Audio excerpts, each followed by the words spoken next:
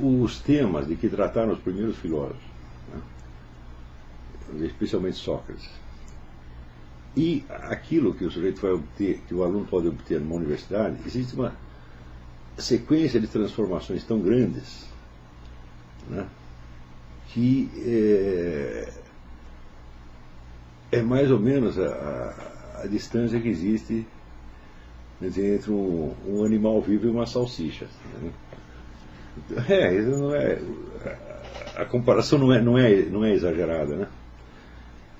Quer dizer, você vê que todas as questões em que Sócrates tratou eram questões que se apresentavam a ele, dizer, na vida mesmo da polis, especialmente as questões da filosofia política e filosofia moral. A primeira filosofia que se constitui é a filosofia moral.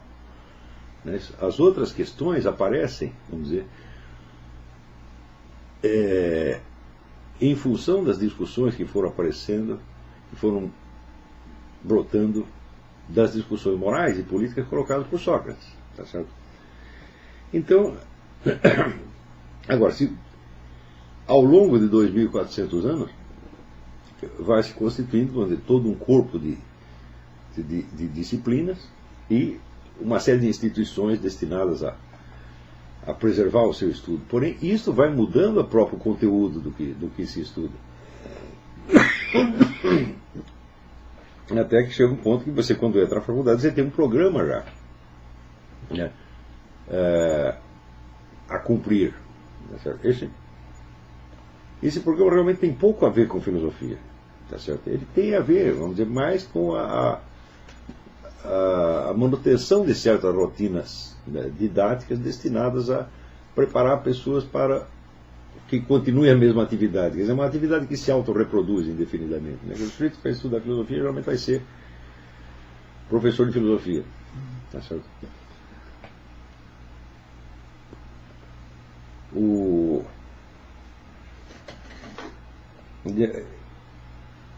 É muito difícil você compreender a filosofia como disciplina acadêmica. Ela realmente não é isso. Né? Não só nas suas origens, mas na própria maneira de enfocar os problemas. Quer dizer, tudo aquilo que em filosofia não é colocado com responsabilidade total, envolvendo o próprio filósofo, ao ponto de expô-lo à morte, como aconteceu no caso de Sócrates, não é realmente filosofia. Você vê que, se você perguntar qual é a matéria, qual é o assunto da filosofia, a filosofia não tem nenhum assunto determinado, ela pode tratar de todos e quaisquer assuntos. Tá certo? O que vai diferenciá-la é um certo enfoque. Tá certo? Este enfoque pode ser resumido com uma palavra: é a responsabilidade. Quer dizer, é por um senso de responsabilidade que você busca um fundamento, que você busca uma solidez maior nas respostas, que você busca uma coerência, uma integridade naquilo que você, na sua imagem do mundo. Quer dizer, uma imagem do mundo todo mundo tem. Né? Quer dizer, o ser humano, desde o momento em que ele nasce, ele sabe que ele está num mundo. Isso já é uma coisa extraordinária, né? Quer dizer, ele sabe que aquele espaço imediato no qual ele vive não é o todo. Ele sempre sabe que mais para dentro tem outra coisa e outra coisa. Todo mundo sabe disso. Sem nunca ter estudado. Né? Quer dizer, mais tarde, quando você vai estudar geografia, então você vai ter uma ideia da forma física do mundo. Mas é preciso ver que esse retrato que você obtém na geografia é só um dos muitos desenhos possíveis, né, do universo. Por exemplo, o desenho geográfico como o próprio nome diz, geográfico, é apenas um desenho visível. Ele não vai te mostrar a estrutura, o funcionamento do mundo real. Ele vai mostrar apenas a figura física que a coisa tem quando vista sob certos aspectos. Né? Mas, de certo modo, vamos dizer, uma geografia instintiva todo mundo tem. A filosofia começa meditando sobre esta imagem do mundo que você tem, com a finalidade de transformá-la numa visão responsável, numa coisa séria. Tá certo? Esta exigência é, em primeiro lugar, de ordem moral. Por quê? Porque você, tendo uma imagem do mundo, é com base nela que você toma decisões, é dali que você extrai, vamos dizer, as regras implícitas ou explícitas que você vai seguir na sua conduta de cidadão, de pai de família, de governante, etc, etc. É justamente no instante em que algumas pessoas adquirem um poder suficiente para influenciar decisivamente a vida alheia, né, é que a filosofia se torna necessária. Você vai ver que numa tribo de índio não tem filosofia. Né, culturas muito pequenas, né, não tem filosofia nenhuma. E durante muitos milênios não houve nenhuma atividade comparável à filosofia, tá certo? Justamente porque nenhum indivíduo se diferenciou tanto da sua própria cultura, do seu próprio meio, tá certo? Ao ponto de poder colocar questões sobre os valores e símbolos e princípios básicos daquela comunidade. Quer dizer, que os princípios da comunidade apareciam para o indivíduo como se fossem, vamos dizer, a própria natureza das coisas. Tanto que você não consegue, durante toda esta fase, que o Eric Fromm chama de civilizações cosmológicas, você não consegue distinguir direito entre sociedade e natureza. Você vê toda a concepção, vamos dizer, astrológica ou astrobiológica, ela implica essa superposição, vamos dizer, do natural e social. Não que essa superposição não exista, ela existe. Mas uma coisa é essas camadas da realidade estarem superpostas, outra coisa é elas serem a mesma coisa. Quando é que o ser humano percebe que não são a mesma coisa? Tá certo? Uma das condições para isso é ele poder comparar várias culturas e várias situações diferentes, tá certo? E ver que existe uma diferença, uma incongruência entre os vários discursos que estão ali subentendidos. Tá certo? Quer dizer, primeiro ele tem que transformar aquilo, vamos dizer, as regras, princípios e símbolos têm que ser transformados num discurso, quer dizer, que tem que se expor verbalmente. Na hora que se expõe verbalmente, é que você percebe, vamos dizer, a incongruência. Enquanto elas estão, esses princípios, as regras costumeiras, estão embutidas no próprio mundo da percepção, ao ponto de não precisarem se expressar verbalmente, elas não podem ser examinadas, não podem ser submetidas a exame crítico. É a hora que as crenças se transformam em discurso que surge a incongruência entre os discursos. Essa incongruência pode surgir ou da própria natureza dos princípios em questão, ou de algum erro cometido na sua transposição em discurso. Em todo caso, isso supõe, vamos dizer, alguma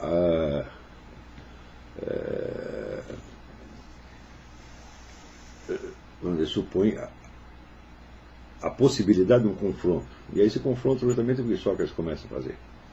Você vê, quando ele pergunta, por exemplo, o que é a justiça, e o sujeito responde: a justiça é perseguir os inimigos e favorecer os amigos. Você vê que em muitos casos a justiça é isso mesmo. Isso, por exemplo, quando a polícia persegue um bandido, tá certo? E conta para isso, para a ajuda da população, faz perguntas, tal, o que acontece? Existe um senso de solidariedade comunitária entre a polícia e os cidadãos.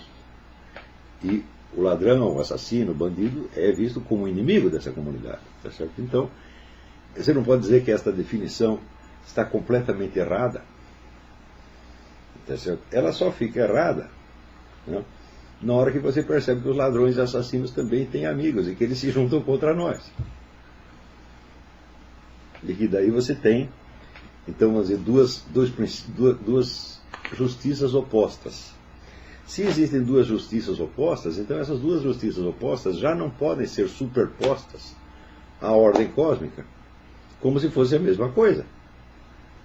Quer dizer, a existência de uma ordem cósmica, acho que é um dado de experiência, quer dizer, a própria regularidade, estabilidade da vida natural te dá uma ideia de que há uma ordem. Quer dizer, se a natureza fosse totalmente imprevisível, nós não sobreviveríamos nela 2 minutos. Então, há uma série de dados de senso comum, nos quais você se apoia para a sua vida diária e que sempre funcionam. Por exemplo, geralmente você acorda no mesmo lugar onde você estava na véspera. Quando você acorda, o cenário não está radicalmente modificado, tem uma certa estabilidade, você conta com essa estabilidade. Tá certo? Você conta também com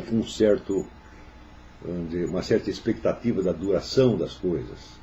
Né? Por exemplo, você acha que você vai ficar criança durante X tempo, que depois você vai virar, né, uma pessoa grande.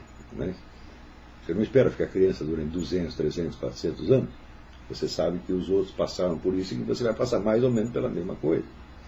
Mas você sabe que você vai morrer. Tá certo? Todos esses dados de senso comum, vamos dizer, eles, é muito difícil você separar neles o que vem da percepção direta da natureza e o que vem dos hábitos, vamos dizer, repassados de geração em geração pela própria sociedade. As duas coisas se superpõem de tal modo, né, que, vamos dizer, a visão da ordem natural passa também a ser vista como a ordem do meio humano. Tá certo? Porém, na hora que você vê que existem duas justiças opostas, não há duas naturezas opostas, não há dois universos opostos. Então você percebe que existe um hiato, uma decalagem, uma separação entre o mundo da natureza e o mundo humano. Não é isso? Então, aí começam a surgir perguntas, sobretudo de ordem. As primeiras perguntas são de ordem moral. O que é o certo, afinal de contas? O que é o certo, o que é o justo? Né? E na hora que ele faz essa pergunta, o que é o certo e o que é o justo, é impossível você colocar essa pergunta só na esfera da vida pessoal. Quando ela se coloca, ela já tem uma dimensão política imediatamente. Porque você está subentendendo que a ideia do justo que você está procurando é uma ideia do justo que sirva para todos os homens, para todos os membros da sua comunidade, e não só para você individualmente.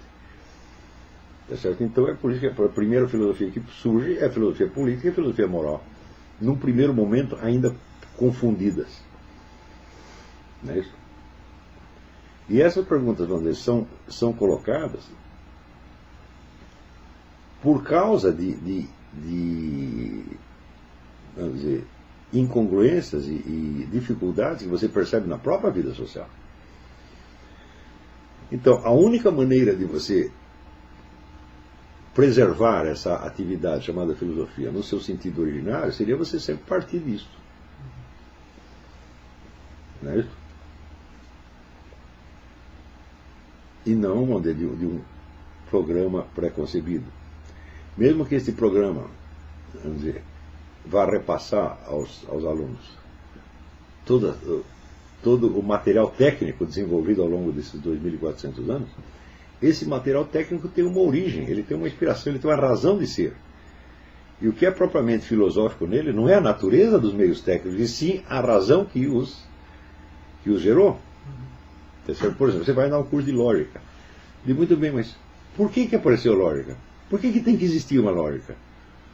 Você está entendendo? O sujeito pode estudar lógica a vida inteira e nunca ter pensado nisso. Está compreendendo? Daí, esse tipo de ensino, vamos dizer, que parte de um corpo de exigências curriculares já pronto, parte de um corpo de exigências curriculares já pronto, em vez de levantar os problemas a partir da vida real e da própria circunstância de ensino, não é isso?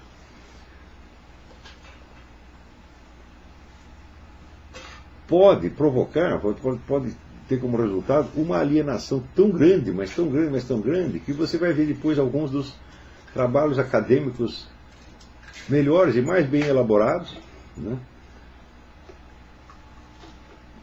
tão roídos por dentro por uma alienação completa em relação à realidade e às próprias condições do seu exercício.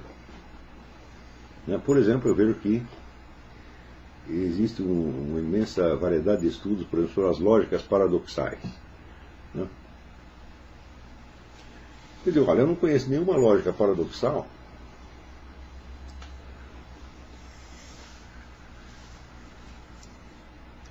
que não se baseie na lógica de identidade. Porque senão você não poderia sequer reconhecer a identidade da lógica paradoxal. É o que você escreve aqui um livro que é Lógica Paradoxal. Né? Está aqui o livro. Bom, como é que eu vou saber que esse livro é o mesmo livro? Se eu for encará-lo pela lógica paradoxal, ele pode ser ora um livro, ora outro. E ele pode dizer o que ele está dizendo, como ele pode dizer o contrário. Se eu for ler baseado nisso, eu não consigo ler. Acontece o seguinte, que aí você está operando em dois níveis. Tem um nível existencial, que é o nível no qual você está lendo o livro ou assistindo a aula. Tá certo? E tem o nível da construção mental, que é o nível no qual estão colocadas as regras e deduções da lógica paradoxal. Está entendendo? Esse abismo, essa diferença pode se tornar um hábito tão consolidado que o sujeito só consegue raciocinar quando ele se desliga da condição existencial. Ou seja, quando ele rompe com a própria raiz da atividade filosófica.